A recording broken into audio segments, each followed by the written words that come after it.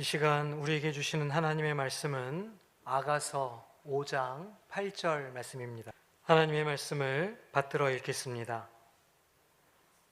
예루살렘 딸들아, 너희에게 내가 부탁한다. 너희가 내 사랑하는 자를 만나거든 내가 사랑함으로 병이 낫다고 하려무나. 아멘.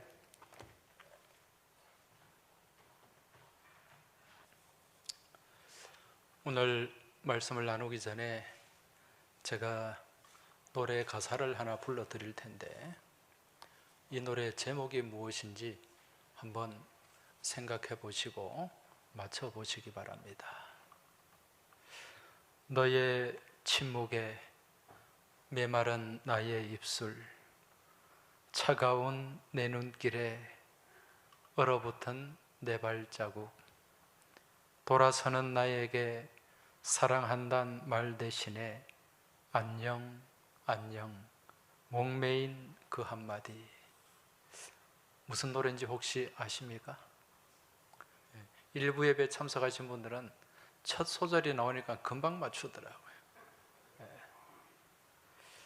아마 아시는 분들 많으실 텐데, 이 노래는 70년대에 가수 양희은 씨가 부른 이루어질 수 없는 사랑이라는 노래 가사입니다. 이 노래 가사처럼 예나 지금이나 이루어질 수 없는 사랑은 참 많이 있어 왔고, 또 그러한 사랑으로 인해 아파하고 가슴 아리하는 그런 젊은이들도 많이 있는 것이 사실입니다. 우리가 아는 사람들 가운데 소설 속에 등장하는 인물이라도 좋습니다. 이 이루어질 수 없는 사랑으로 큰 아픔을 겪었던 인물, 그들을 꼽으라고 한다면 누구를 말할 수 있겠습니까? 외국으로 가면 로미오와 줄리엣이 있죠. 그 셰익스피어의 희곡 작품에 등장하는 인물들입니다. 제가 이 로미오와 줄리엣 이야기는 굳이 말씀을 안 드려도 그 내용을 다 잘 아실 텐데, 이처럼 이루어질 수 없는 사랑으로 인해 생기는 병이 있어요. 그 병을 무슨 병이라고 얘기합니까? 상사병이라고 하죠. 이 상사병이라고 하는 말을 국어 사전에서 찾아보면 마음에 둔 사람을 몹시 그리워하는 데서 생기는 마음의 병이다, 그렇게 정의를 하고 있습니다. 이 상사병을 다르게 얘기하면 사랑의 병이라고 할 수가 있습니다. 아마 이 자리에 계신 분들 또한 과거 청소년기를 지내면서 이러한 사랑의 병을 한두 번씩 알아보신 분들이 많이 계실 텐데, 저 위쪽 대구에 가면 이러한 사랑의 병을 앓았던 그 흔적이 그대로 남아 있습니다. 그곳이 어디인가? 여러분들 잘 아시는 청라 언덕이라고 하는 곳입니다. 이 청라 언덕이라고 하는 그 이름은요, 이 청라가 푸른 담쟁이라는 뜻이죠. 왜 그곳이 청라 언덕인가? 거기에 초창기에 대구 경북 지역의 선교를 위해 오신 선교사님들 사택이 거기에 있어요. 지금도 그게 보존이 되어 있습니다. 그 선교사님들 사택 그 담벼락으로 이 담쟁이들이 자라났기 때문에 그곳을 청라 언덕이다, 그렇게 불렀습니다. 여러분, 이 청라 언덕이라고 하면 또 생각나는 노래가 있죠. 무슨 노래입니까? 봄의 교향악이 울려 퍼지는 청라 언덕 위에 백합 필 적에. 무슨 노래입니까? 옛날 분들은 사우라 그래요. 사우. 그러니까 제가 학교 다닐 때는 이 한자 사우를 우리말로 바꾸어서 동무생각, 그런 제목이 붙여졌습니다. 이 노래는 이 사랑의 스토리가 담겨 있어요. 무슨 얘기인가? 이 동무생각이라고 하는 노래를 작곡하신 분이 박태준 작곡가, 박태준 선생님입니다. 이분이 그 오빠 생각, 그 뜸북 뜸북새, 그런 좋은 노래를 많이 작곡하신 분인데, 이분이 이 청라 언덕 아래쪽에 있는 학교, 대구 개성학교를 다녔어요. 그때가 일제시대죠. 그 개성학교를 다녔는데, 그 개성학교의 건너편에 또 여학교가 하나 있습니다. 선교사님이 세운 신명학교, 개성학교, 다 선교사님들이 세운 학교예요. 그래서 이 청라 언덕을 올라와서 이제 개성학교는 아래쪽으로 내려가게 되어 있고, 신명학교는 오른쪽으로 가게 되어 있습니다. 근데 그 학교 등교하는 길에 늘 마주치는 예쁜 백화파도 같은 그런 여학생이 있었던 거죠. 3년 동안 늘 그곳에서 마주치곤 하면서 마음에 깊은 흠모함을 품었는데, 졸업할 때까지 한 번도 말을 붙여보지 못했어요. 꼭 저 같은 사람인 것 같아요.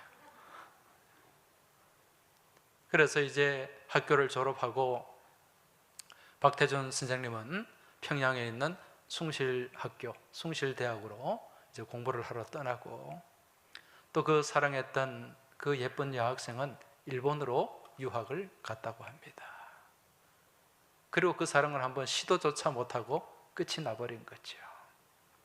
그 이후에 이제 박태준 선생님이 숭실학교를 졸업하고 마산에 있는 문창학교, 문창학교에서 교편을 잡으셨어요. 그때 같이 교편을 잡고 있던 분이 누구인가? 여러분들 잘 아시는 시조 시인으로 유명한 노산 이은상 선생님. 그분이 같이 교편을 잡고 있었는데, 그분한테 자기가 품었던 그 사랑 이야기, 러브 스토리를 얘기를 한 거죠. 그랬더니 이 이은상 선생님이 그 얘기를 듣고 이제 가사를 써줬어요. 그 가사를 쓴 그 내용에 이제 박태준 선생님이 곡을 붙여서 동무생각이라는 노래가 탄생하게 된 것입니다.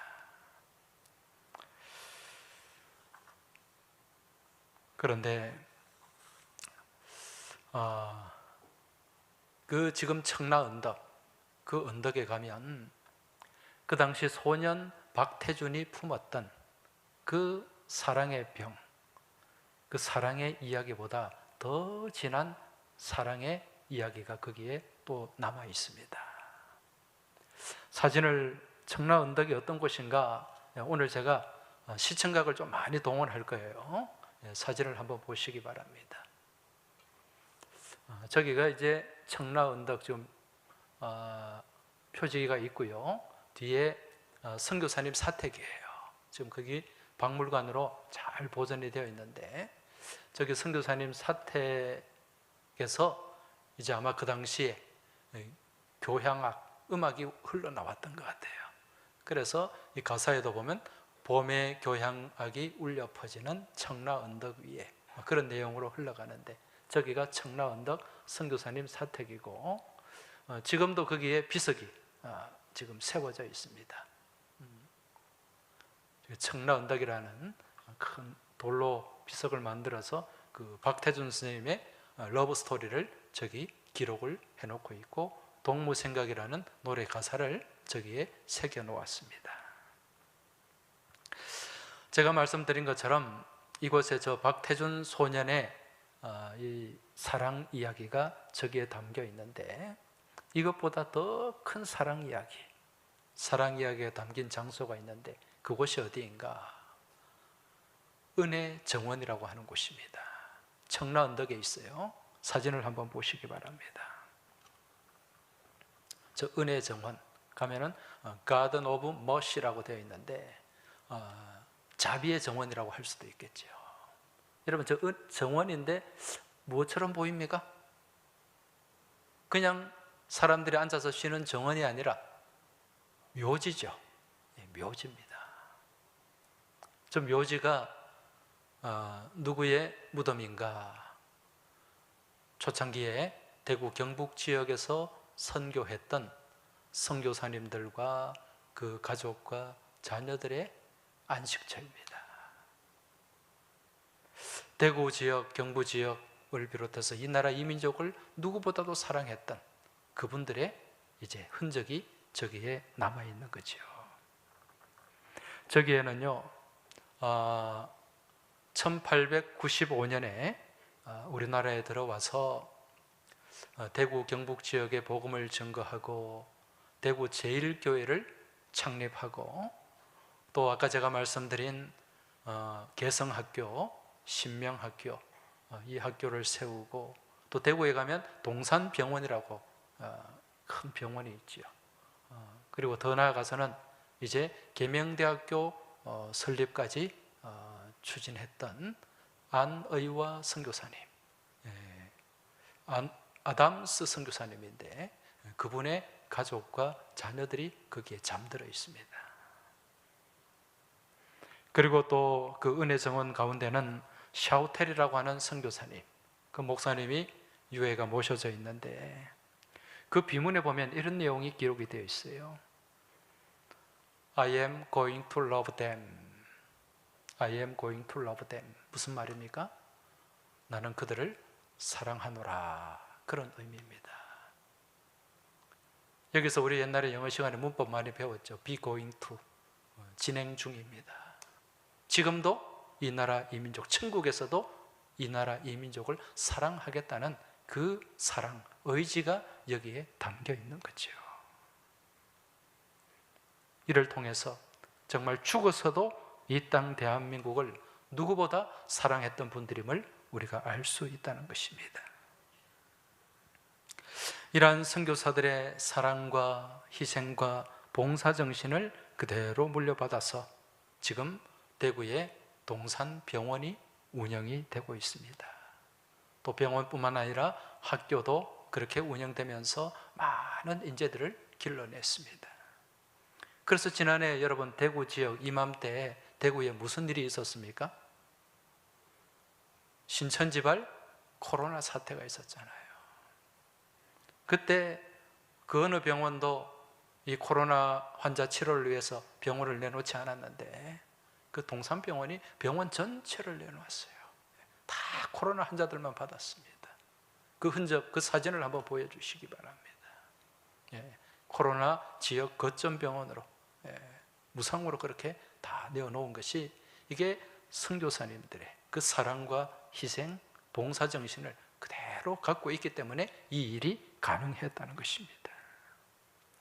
지난날 이들 선교사님들이요, 교회, 학교, 병원만 세운 것이 아니라 대구에 또 다른 일들을 많이 했습니다.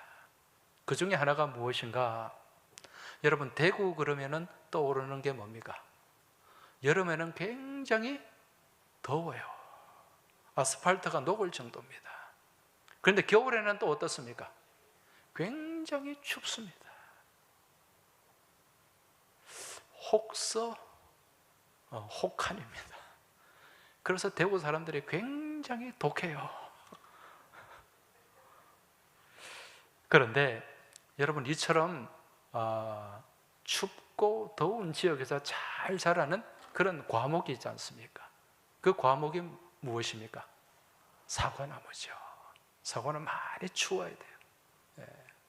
그리고 또 날씨도 따뜻해야 되고 또 익을 때는 그 지역에 잘 맞는 과목이 사과인데 선교사님들이 그 사과를 미국에서 가져왔습니다.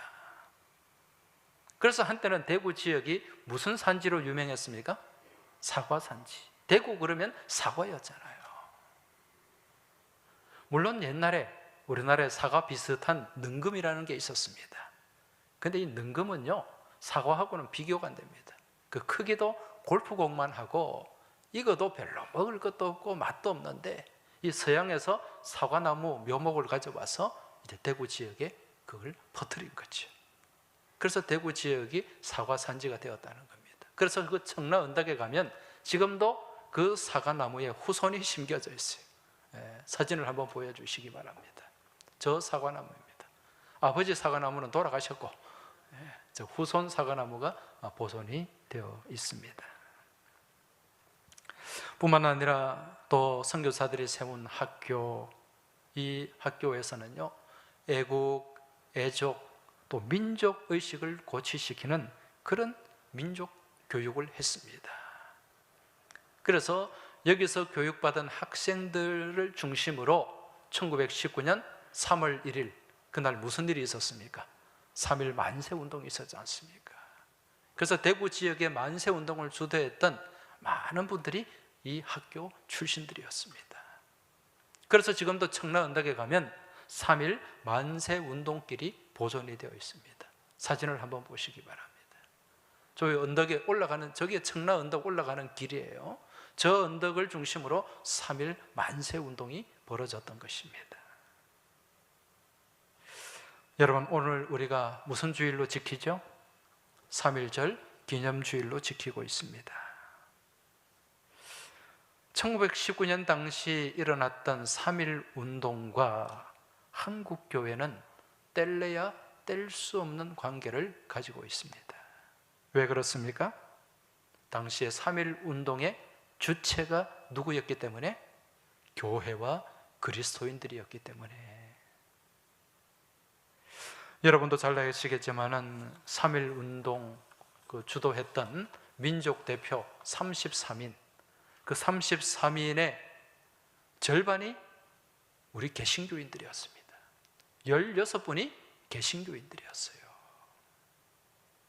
뿐만 아니라 만세운동이 전국 각지에서 일어났을 때 그 만세운동을 주도했던 곳이 교회였고, 그로 인해서 많은 교회들이 불탔고요. 많은 그리스도인들, 목사님, 장로님, 또 교회의 직분자들이 그렇게 끌려가서 모진 고초를 당하고 또 많은 분들이 목숨을 잃었습니다.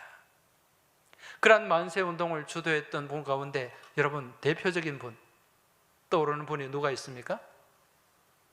당시에 나이 17살 이화학당에 재학 중이던 유관순 열사. 당시에 17살밖에 되지 않았던 이 유관순 소녀가 독립운동에 앞장섰고요. 온갖 일제의 모진 고문과 박해도 머리를 조아리지 않았어요. 그런 힘이 어디서 나왔는가? 그 힘이 바로 신앙의 힘이었습니다. 어릴 때 그 충남 병천, 이 병천이 우리말로 아우네지 않습니까? 뇌가 아우러지는 곳이에요. 그 병천에 매봉교회라는 교회가 있었습니다. 어릴 때부터 그 매봉교회에서 신앙훈련을 받았고, 또 서울의 이화학당으로 가서는 그 이화학당 근처에 있는 정동교회, 그 교회에서 또 신앙훈련을 받았고, 그 가운데 에스더의 그 순교신앙을 본을 받은 거예요. 죽으면 죽으리라.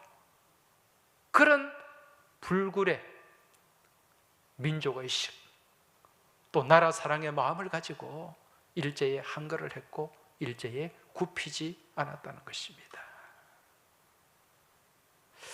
제가 어제 말씀을 준비하면서 이 3.1 운동 당시 거사를 앞두고 하나님 앞에 기도했던 유관순 열사의 그 기도문을 찾아서 읽는데 한동안 눈시울이 뜨겁고 가슴이 먹먹했습니다.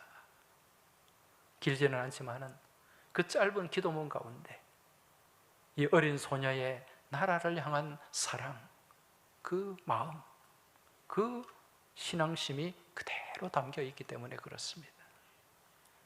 제가 이 기도문을 잠시 읽어드리겠습니다. 오 하나님, 이제 시간이 임박했습니다. 원수 외를 물리쳐 주시고 이 땅의 자유와 독립을 주소서. 내일 거사할 각 대표들에게 더욱 용기와 힘을 주시고 이 민족의 행복한 땅이 되게 하소서. 주여, 이 소녀에게 용기와 힘을 주옵소서. 예수님 이름으로 기도합니다. 아멘. 여러분, 과거 우리 신앙의 선배들은 이러한 마음을 가지고 나라를 사랑했고 또 민족을 위해 헌신을 했습니다. 이처럼 하나님을 향한 믿음 안에서 나라와 민족을 사랑했던 그 뜨거운 사랑의 병, 러브 시크니스가 있었기 때문에 오늘 이 나라, 이 민족이 있고 또 오늘 우리가 있게 된 줄 깨달으시기 바랍니다. 이처럼 그 당시 이 나라, 이 민족이 누구보다도 이 나라, 이 민족을 사랑하는 우리 믿음의 사람들을 보면서 감동을 받은 분들이 있어요. 그분들이 누굽니까? 바로 이 땅에 오신 선교사님들입니다. 이 선교사님들도 가만히 있지 않았습니다. 이 나라, 이 민족을 위해서 온 힘을 다 모으고 또 도와주었어요. 그러한 선교사님들 중에 대표적인 선교사가 누구인가? 호머 헐버트 선교사입니다. 사진을 한번 보여주시기 바랍니다. 저분이에요. 저 헐버트 선교사님은요 1886년에 우리나라에 들어와서, 여러분 옛날 역사 공부할 때 우리나라 최초의 근대식 교육기관이 있는데 그 교육기관이 무엇입니까? 유경공원이었죠. 유경공원에 이제 교사로 초빙을 받았습니다. 그래서 이제 이 근대식 교육을 하는데 교과서가 없잖아요. 그래서 최초로 근대식 교과서를 만든 분이 저 헐버트 선교사예요. 그분이 만든 교과서가 삼인필지라고 합니다. 삼인필지라는 말은 선비된 백성, 삼인이 반드시 알아야 될 지식, 그래서 삼인필지를 만들었는데 거기에는 세계의 지리, 문화, 역사 이런 내용들이 거기에 기록이 되어 있습니다. 뿐만 아니라 이 헐버트 선교사가 교사로 재임하던 중에 1895년 을미사변이 일어나게 됩니다. 여러분, 을미사변이 무엇입니까? 우리나라 국모가 그 일제의 칼에 희생된 사건이지 않습니까? 이런 일을 겪고도 정말 꼼짝 못하는 이 나라를 보면서 이 헐버트 선교사님이 이 사실을 고발을 했어요. 만방에 알린 겁니다. 어찌 이런 일이 일어날 수 있는가? 그리고 그 뒤에 1905년에 우리 교회가 창립되던 했죠. 을사늑약이 체결되었습니다. 이때도 이 일제의 그 부당한 국권 찬탈, 이걸 미국을 비롯해서 외국 서방 세계에 다 이 헐버트 선교사님이 알렸고요. 그 뒤에 2년 뒤에 1907년에 네덜란드 헤이그에서 만국 평화 회의가 있었습니다. 이때 참석했었던 분이 이준 열사잖아요. 이때 헐버트 선교사도 같이 갔어요. 가서 이제 각국 대표들을 만나서 이 일제의 무단 점거, 폭력 이걸 다 알렸던 것입니다. 이런 헐버트 선교사의 행보가 이제 일제 입장에서는 어떻습니까? 눈에 가시거리죠. 그래서 그 이후에 이제 많은 생명의 위협을 강했고 그로 인해서 한국에 들어올 수가 없었어요. 그래서 이 헐버트 선교사님이 이 서방 세계 또 미국에 머물면서 강연도 하고 기고도 하고 집회도 하면서 한국 독립을 위해 최선을 다했던 분입니다. 심지어는 누구까지 만났는가? 루즈벨트 대통령까지 만났어요. 그 이후에 1945년 이제 한국이 해방되었을 때 바로 우리나라로 들어오셨어요. 얼마나 기뻤던지. 그런데 그 당시에 연세가 워낙 고령이고 그래서 한 일주일 계시다가 하나님 품에 안기셨습니다. 그러면서 그분이 남긴 유명한 말이 있습니다. 나는 웨스트민스터 사원에 묻히기보다 한국 땅에 묻히길 원하노라. 그만큼 한국을 사랑했던 사람이에요. 그래서 지금도 서울 양화진에 가면 그 외인 선교사 묘원이 있지 않습니까? 거기에 헐버트 선교사님 그 묘지가 있고 묘비가 있는데 그 묘비에 제가 말씀드린 이 내용이 그대로 새겨져 있습니다. 사진을 한번 보시기 바랍니다. 저 묘비가 헐버트 선교사님 묘비고 저기에 그 글귀가 기록이 되어 있습니다. 여러분, 지난날 우리 대한민국의 광복은요, 우연히 그저 주어진 것이 아닙니다. 이처럼 이 나라 이 민족을 향해 뜨거운 사랑의 병을 알았던 이 나라 기독교 신앙인들, 우리의 신앙의 선배들이 계셨고, 또한 먼 타국에서 건너와서 이 나라 이 민족을 누구보다 사랑했던 선교사님들의 그 사랑의 마음, 사랑의 병이 있었기 때문에 그렇다는 것입니다. 이제 오늘 우리가 아가서 말씀을 읽었는데 이 말씀에도 보면 이 사랑의 병이 등장하죠. 오늘 8절을 다시 한번 보시면 예루살렘의 딸들아 너희에게 내가 부탁한다. 너희가 내 사랑하는 자를 만나거든 내가 사랑함으로 병이 났다고 하려무나. 지금 사랑함으로 병이 났대요. 누가 병이 났을까요? 이 병에 걸린 사람은 우리가 잘 아는 솔로몬 왕입니다. 여러분, 이 아가서를 누가 기록했습니까? 솔로몬이 기록했잖아요. 근데 이 솔로몬이 사랑했던 그 사랑의 대상이 누구였죠? 여러분, 솔로몬은 참 많이 가진 사람이었어요. 많은 부귀와 영화와 권세를 가졌고요. 또 많은 부인을 두었던 사람입니다. 솔로몬의 부인이 모두 몇 명이었죠? 1000명이었습니다. 1000명. 열왕기상 11장에 보면은 후궁이 700이고 첩이 300이다. 얼굴도 다 모르고 이름도 다 기억 못할 것 같아요. 그렇게 많은 부인들 가운데 유독 사랑하고 사랑의 병을 앓았던 대상이 누구인가? 슐람미 여인이라는 여인입니다. 얼마나 예뻤기에, 얼마나 대단했기에 이 천하의 솔로몬이 그런 사랑에 빠지고 또 지독한 사랑의 병을 앓았을까? 여러분, 이 여인이 어떤 사람인가요? 먼저 이 여인이 어떤 사람인지 알려면 슐람미가 어딘지를 알아야 되겠죠. 여러분, 슐람미가 어디입니까? 이 슐람미는요, 이스라엘 예루살렘에서 저 북쪽으로 올라가야 돼요. 여러분, 이 수도에서 점점 멀어지면 멀어질수록 촌발이 충만합니다. 저는 가끔 서울 사람들이 서울에서 벗어나면 다 시골이라 그러는 거, 저 굉장히 기분 나빠요. 제가 서울에 있을 때 다 그러더라고요. 대구도 시골이고 부산도 시골이고 얼마나 대도시인데. 이스라엘도 마찬가지예요.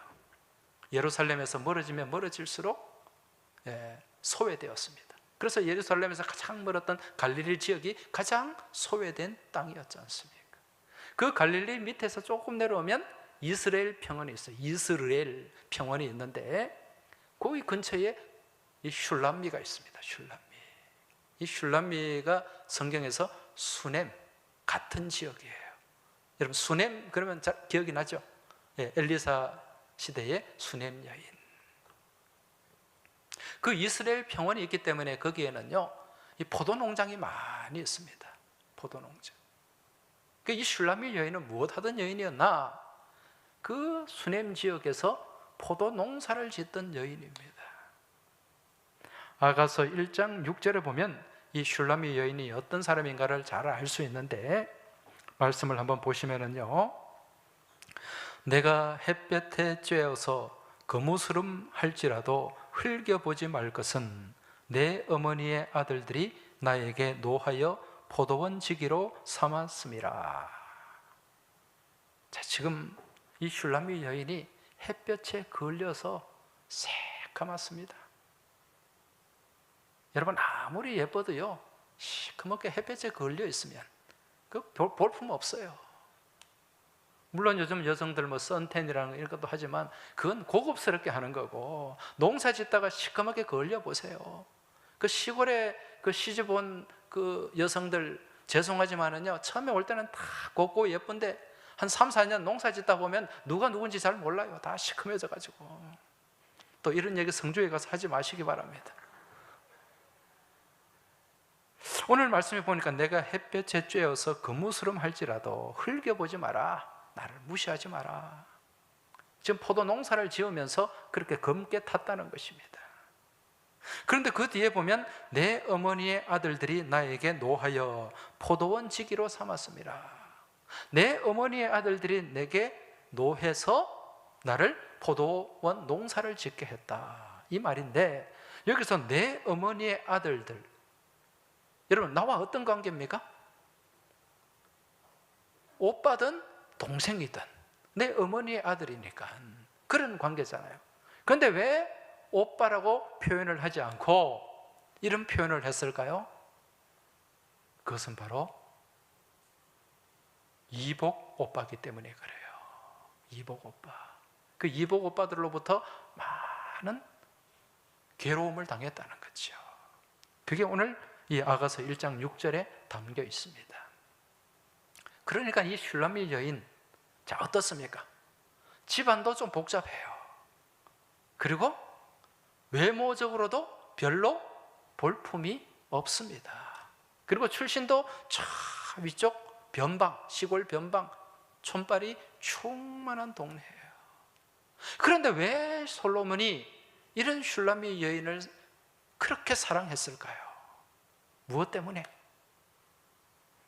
여러분, 이 아가서 말씀은 여기에 영적 메시지가 담겨 있죠. 그냥 뭐 단순한 삼류 연애 소설이 아닙니다. 지금 이 아가서, 이 아가라는 제목, 이게 무슨 의미입니까? 이 아가라는 말은요, 히브리 말로 쉬르 하시림이라는 말인데 노래 중에 노래라는 뜻입니다. 노래 중에 노래. 그래서 영어 성경에 보면 이 아가서 제목을 Song of Song이라고 기록을 하고 있어요. 노래 중에 노래다. 우리가 읽는 성경 아가, 이 한자도 아자가 무슨 아자입니까? 맑을 아자, 우아할 아자를 써서 맑고 우아한 노래다, 그런 의미예요. 자, 그렇다면 이러한 아가서에 실려있는 이 노래 중에 노래는 그저 솔로몬과 슐라미 여인 간에 펼쳐졌던 그런 삼류 유행가 가사와도 같은 그런 천박한 사랑의 노래일까? 그건 아니라는 거죠. 그런 싸구려 사랑 노래가 성경에 실리기 만무합니다. 앞서 말씀드린 것처럼 여기에는 영적인 메시지가 있어요. 지금 이 솔로몬과 정말 보잘것없고 볼품없는 이 슐라미 여인의 이 사랑은 무엇을 나타내는가? 만왕의 왕이신 우리 하나님과 정말 보잘것없고 내세울 것 없고 볼품없는 누구? 나 자신과의 그 사랑을 담은 노래가 아가서라는 것입니다.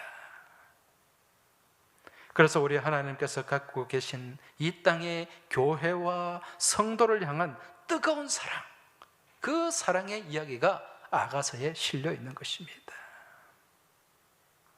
여러분, 성경에 등장하는 이야기, 이 성경 창세기부터 신약 요한계시록까지 모든 이야기를 한마디로 요약한다면 어떻게 표현할 수 있습니까? 러브 스토리라고 표현할 수 있어요. 사랑의 이야기. 우리 하나님의 사랑의 이야기입니다. 그러한 사랑이 이제 하나님과 우리가 신부된 우리가 이제 결혼 관계로 나타나고 있어요. 무슨 얘기인가? 여러분, 과거에 하나님이 에덴 동산을 창설하시고 그 에덴 동산에 아담과 하와를 지으시고 부부 관계를 맺게 하셨지 않습니까? 결혼을 하게 하셨어요. 그런데 그 결혼이 어떻게 되었습니까? 선악과를 통한 죄가 들어오고 탐욕이 들어오고 그로 인해서 그 결혼이 깨어진 거예요. 불안정해졌습니다. 그래서 아담과 하와는 에덴 동산 동편으로 쫓겨나고 말았던 거죠. 그러한 불안정한 결혼이 언제까지 이어졌는가? 예수님이 이 땅에 오실 때까지. 그래서 이제 예수님은요, 온전한 부부관계 회복을 위해, 회복을 통해서 우리를 구원하시는 그 구원의 과정, 그 과정을 이루시는 분이 우리 예수님이에요. 그래서 성경에 보면 예수님을 우리의 신랑으로 표현을 하지 않습니까? 예수 그리스도가 이 땅에 두 번째 아담으로 오셨어요. 이 땅에 오신 예수님이 여러분 첫 번째 이룬 표적이 무엇이었습니까? 예수님 오셔서 공생애를 하면서 첫 번째 이룬 표적, 가나 혼인잔치, 물로 포도주를 만든 이적이었죠. 이게 무엇을 나타내는 겁니까? 이 가나 혼인잔치, 결혼식입니다. 결혼이에요. 그런데 이 결혼이 포도주가 없음으로 인해서 그 결혼이 깨어질 위기에, 그 결혼식이 엉망진창이 될 위기에 처했는데 예수님이 물로 포도주를 만드심을 통해서 그 결혼을 완성시켰잖아요.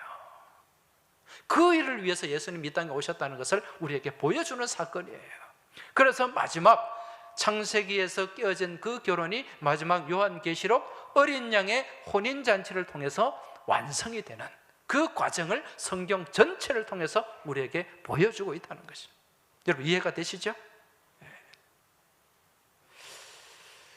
이게 다 결혼 또 사랑 이야기입니다. 지금 하나님께서는 본문의 슐람미 여인처럼 정말 볼품없고 보잘것없는 이 땅의 백성들을 위해서 가장 사랑하는 예수님을 이 땅에 보내주셨고, 또 그 사랑 안에서 친히 십자가를 지고 몸 찢고 피 흘려 인류를 구속하게 하셨던 것입니다. 이것이 바로 하나님 아버지의 처절한 사랑의 병이요 또 사랑의 이야기인데, 이런 러브 스토리가 요한복음 3장 16절에 그대로 담겨 있지 않습니까? 요한복음 3장 16절, 우리는 안 보고도 알 수 있는 말씀이잖아요. 하나님이 세상을 이처럼 사랑하사 누구를 주셨으니? 독생자를 주셨으니 이는 그를 믿는 자마다 멸망하지 않고 무엇을? 영생을 얻게 하려 하시니라. 할렐루야. 누구의 사랑 이야기? 우리 하나님의 사랑 이야기, 지독한 사랑의 병을 앓고 계신 하나님의 사랑 이야기라는 거죠. 아울러 하나님께서는 이러한 사랑을 가지고 지난 136년 전에 이 땅에 복음을 전해주셨고, 또 그러한 지극한 사랑 안에서 이 나라 이 민족이 여기까지 오게 된 줄 깨달으시기 바랍니다. 그러한 복음의 은혜 안에서 정말 가장 가난하고 보잘것없었던 이 나라 이 민족이 오늘날 이런 번영을 이루고 하나님 은혜 안에서 이제 강대국의 반열에 올라가게 된 줄 믿으시기 바랍니다. 여러분, 오늘 우리가 3.1절 기념주일, 금년이 102주년입니다. 이러한 주일을 지키면서 우리는 이 땅을 향해 사랑의 병을 앓으셨고, 지금도 그러한 사랑의 병을 앓으면서 우리를 사랑하고 계신 우리 하나님의 사랑에 감사해야 될 줄 믿습니다. 이와 더불어서 이 나라 이 민족을 향해 그토록 처절한 사랑의 병을 앓았던 우리 믿음의 선조들과 더불어서 민족도 다르고 언어도 다르고 혈통도 다른 이 나라 이 민족을 위해서 자신의 목숨까지도 아끼지 않고 내어주고 사랑했던 우리 선교사님들, 그 사랑에 우리는 깊이 감사해야 될 줄 믿습니다. 여러분, 과거의 선교사님들이 정말 가난하고 위험하고 정말 어려운 이 나라에 왜 들어왔습니까? 무엇 때문에? 무슨 부귀와 영화를 누리려고? 이유는 단 한 가지입니다. 사랑했기 때문에 그래요. 하나님께로부터 받은 사랑이 있었기 때문에 그 사랑의 빛을 가슴에 품고 그 빛을 갚고자 하는 마음으로 그 사랑과 믿음과 열정을 가지고 이 나라 이 민족 가운데 들어와서 그렇게 헌신을 했던 것입니다. 그 결과 오늘 우리 이 나라 이 민족이 있게 되었다는 거죠. 이와 더불어서 과거에 우리의 믿음의 선배들은 이 나라 이 민족을 지키기 위해서 누구보다도 뜨거운 사랑의 열정을 가지고 자신의 몸과 마음을 바쳤습니다. 이 하나님께서 이 나라 이 민족 가운데 허락해 주신 자유와 평화와 진리의 하나님 말씀을 수호하기 위해서 최선을 다하는 믿음의 삶을 살았다는 것입니다. 그 결과 오늘 우리 항서교회가 있고 이 자리에 여러분과 제가 있게 된 줄 믿습니다. 이제 우리는 이러한 사랑을 가지고 이제 이 사랑의 병을 우리 가슴에 품고 우리는 이 나라 이 민족을 더 사랑하며 그 사랑하는 나라를 후손들에게 물려주어야 될 줄 믿습니다. 하나님 아버지, 이 나라 이 민족을 향해 지독한 사랑의 병을 앓았던 우리 믿음의 선배들이 있었고 또 이 땅을 사랑했던 선교사들이 있었기에 더 나아가 이 나라 이 민족을 사랑해서 이 땅에 복음을 심어주셨던 하나님의 사랑이 있었기에 오늘 저희가 여기에 있게 된 줄 믿습니다. 아버지 하나님, 이 나라의 자유와 평화를 수호하기 위해서 정말 많은 믿음의 선진들이 목숨을 바쳤는데 이 시대에 우리가 이 자유와 평화를 지켜내게 하여 주시옵소서. 그리고 더 복된 믿음 안에서 번영하는 나라, 번성하는 나라를 우리 후손들에게 물려주게 하여 주옵소서. 우리 신앙의 선배들이 품었던 이 사랑의 병, 오늘 저희들도 품고 앓으면서 이 나라 이 민족을 사랑하며 더욱더 나아가길 간절히 소망하며 우리 주님 예수 그리스도 이름으로 기도하옵나이다. 아멘.